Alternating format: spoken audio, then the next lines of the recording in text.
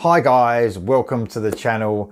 I'm doing my favourite albums of the year so far. We're bang on the halfway point. It's the 1st of July today.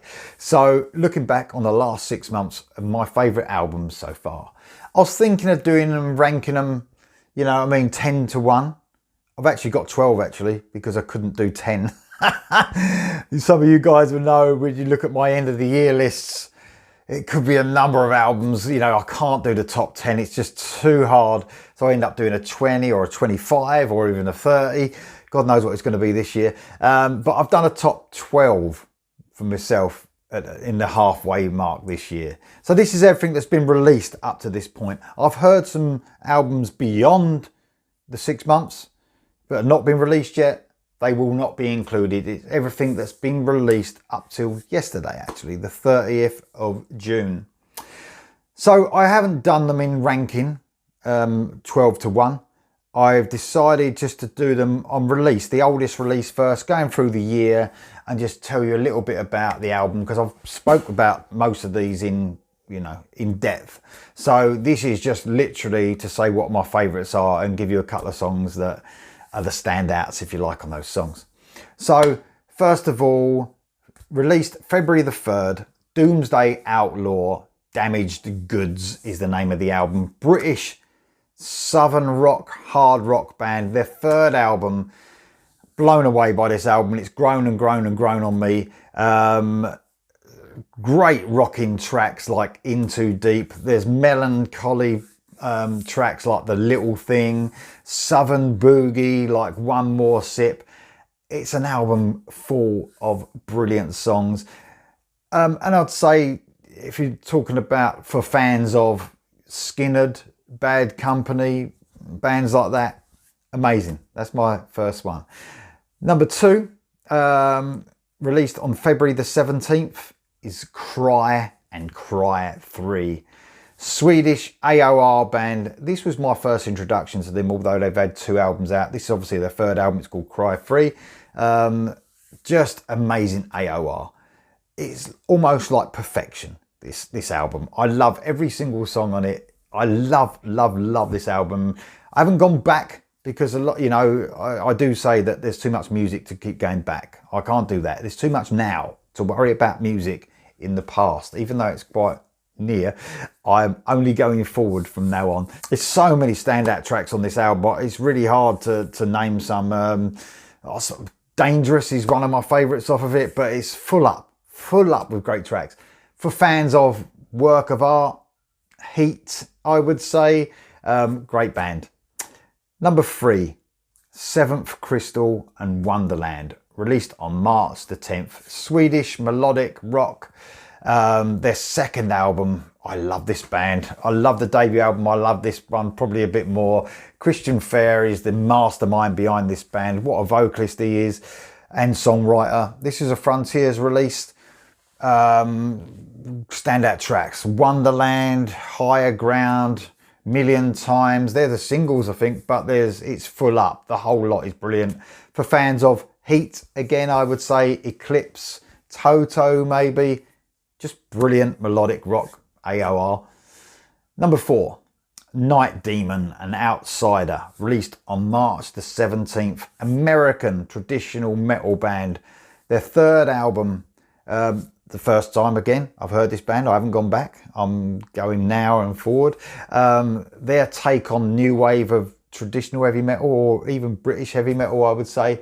Some of these songs are so epic and extremely catchy at the same time.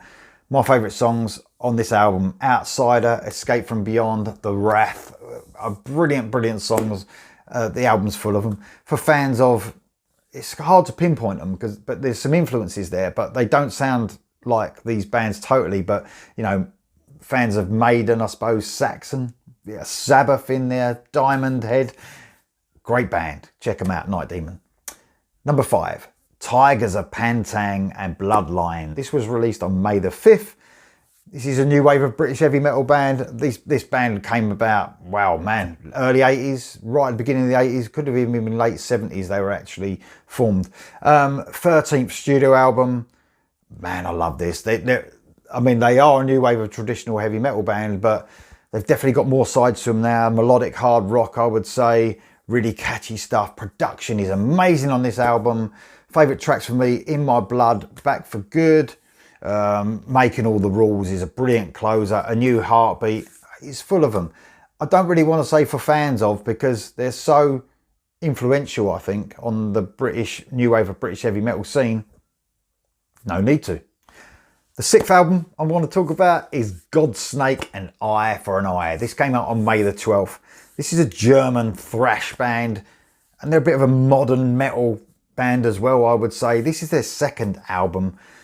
Man, this is heavy stuff. It is really heavy. It's not extreme though. It's all singing, some aggressive vocals, but never in the extreme aggressive vocals.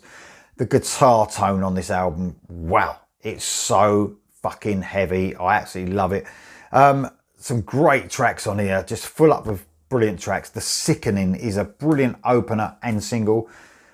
Stone Dead Pony is absolutely amazing, and the excellent thrash track Story of a Ghost. For fans of, and this is hard as well, I would say Metallica and Testament, but you know, classic Metallica and Testament, but they've got a modern edge, like I said, as well at the same time. Great band. Then we move on to number 7, Wings of Steel and Gates of Twilight. Came out on May the 19th. This is an American metal band. Their debut album. They've only brought out an EP that came out last year. Oh man, this album blows me away. It blows me away. So on this album, you've got one of the best vocal performances so far this year by Leo Unamark. Just hit some amazing heights. Like a mix between Jeff Tate and Tony Harnell. Just amazing. Parker Halab on the guitar almost matches Leo Unamark's amazing vocals. Great talent. Them two guys are just amazing in this band. Full up with amazing tracks. I love every single track on this album, but the opener, Liar in Love, is amazing. Cry of the Damned is an excellent single, and Gates of Twilight for fans of Queensryche and Crimson Glory. Next up, number 8 is Invasion and their self-titled album. This came out of nowhere for me. I didn't even know it came out. I think I went back to it because I missed it. Don't know why. It came out on May the 19th. Norwegian melodic heavy rock with a bit of metal band. Classic riffs, soaring powerful vocals, huge sounding rhythm section. Their debut album, and it's amazing. My favourite tracks off this, there's loads of them, but Turn In This Tide is great, Wings of Steel is great, and Arthas is absolutely epic. Number 9, we move on to June. So we got The Defiance and Drive. This came out on June the 9th. Their 3rd album, and probably their best album, The Sound of the Summer, right here. Paul Lane, Rob Marcello, Bruno Ravel, and Van Romain.